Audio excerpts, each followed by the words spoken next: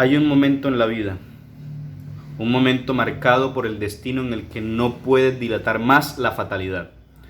Un momento en el que tu canal de divulgación filosófica tiene que hablar sobre el caballo de batalla de toda la historia de la filosofía, incluyendo la historia facebookera, youtubera y twittera.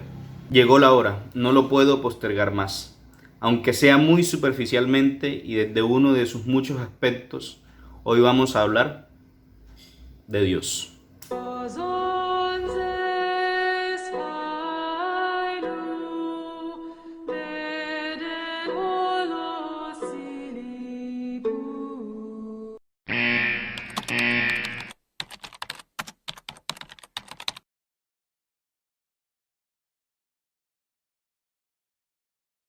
Hola pensador, apuesto a que alguna vez has estado involucrado o por lo menos has visto o leído un debate entre una persona que se define como atea y otra como creyente. Y seguro que la mayoría de las veces han sido debates en los que se entremezclan concepciones de distintas posturas filosóficas, religiosas e ideológicas, cuando en la mayoría de los casos no hay ningún diálogo real, sino que desde ambas partes se tiran piedras al oponente, echando a perder cualquier intento de discusión seria y argumentada. Si es así, querido pensador, te doy la bienvenida a este video, porque vamos a aclarar algunos conceptos relacionados con el problema de Dios, obviamente desde una perspectiva filosófica. Y es primordial hacer este ejercicio, porque no es posible discutir con seriedad sobre un tema si no tenemos al menos muy claros los conceptos básicos relacionados con ese tema. Por lo tanto, no podemos hablar de Dios sin antes saber qué entienden distintos grupos de personas en todo el mundo sobre este concepto. Hablar sobre Dios ha sido y siempre será un tema polémico, sobre todo cuando se hace partiendo de prejuicios contra la posición contraria. Para tratar de evitar al máximo estos sesgos, la filosofía viene en nuestro auxilio a través de, redoble de tambores, la Teodicea.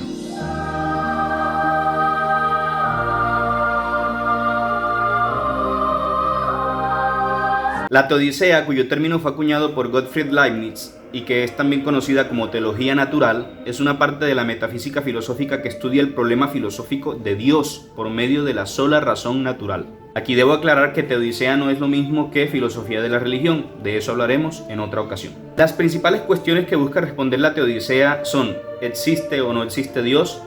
En caso de que exista, ¿de qué manera existe? ¿Qué es Dios? ¿Qué hace? ¿Se involucra en los asuntos que están fuera de su ser o es a tal punto tan absoluto que solo se pasa la eternidad contemplándose a sí mismo? Entre otras preguntas más de ese tipo. La Teodicea no es una disciplina religiosa, sino filosófica, y es la herramienta más válida para encarar la discusión sobre el problema de Dios sin tener que recurrir a ninguna doctrina religiosa en concreto. Como imaginarás, es imposible que en este video, que dura unos pocos minutos, podamos llegar a una respuesta definitiva a las innumerables cuestiones que se plantean sobre Dios y que han sido además el quebradero de cabeza del Homo sapiens desde que éste empezó a usar el intelecto como medio para abstraer el mundo y hacerse consciente de sí mismo y de la realidad. Es por eso que el plato fuerte que hoy te traigo, pensador, es la categorización que hace la Teodicea de las diversas posturas en torno a la existencia de Dios y cómo distinguirlas entre ellas. Pero antes de eso, definamos rápidamente el concepto de Dios. Se entiende a Dios como el ser supremo que es considerado hacedor o sostén del universo, o ambos al mismo tiempo, o también como la deidad a que han dado o dan culto diversas religiones. Teniendo esto claro, hablemos entonces del teísmo y sus tipos.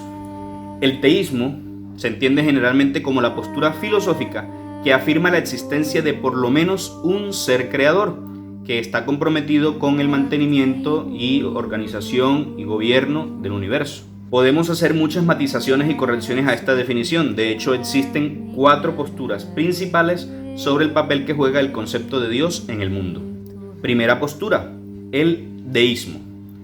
El deísmo plantea que uno o más dioses han creado el universo, pero no interactúan o interfieren sobrenaturalmente o directamente con él. Dentro de esta primera postura podemos hablar también del pandeísmo, en el que uno o más dioses han creado el universo, pero no interactúan con él porque el universo y Dios son lo mismo. Segunda postura, el teísmo propio.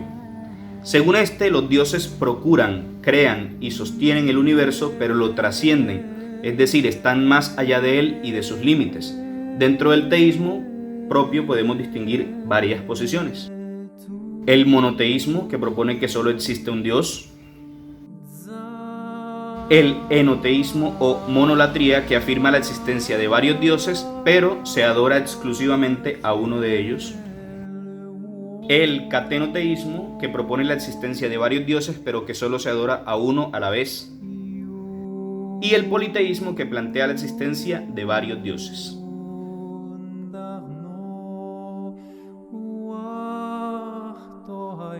Tercera postura, el no-teísmo. En el no-teísmo no existen los dioses, pero se cree en ciertas entidades divinas y en diversos conceptos espirituales. Un ejemplo de esto lo encontramos en el budismo.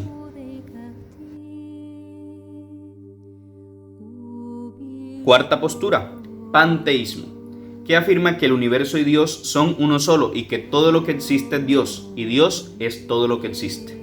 Dentro de esta cuarta postura podemos hablar también del panenteísmo, según el cual el universo está contenido en Dios, pero este a su vez es más grande que el universo. Y por último hay otras dos categorías de teísmo que tienen que ver con la benevolencia divina. Veamos cuáles son. Quinta postura, la teofilia, según la cual Dios o los dioses son benevolentes y merecen devoción.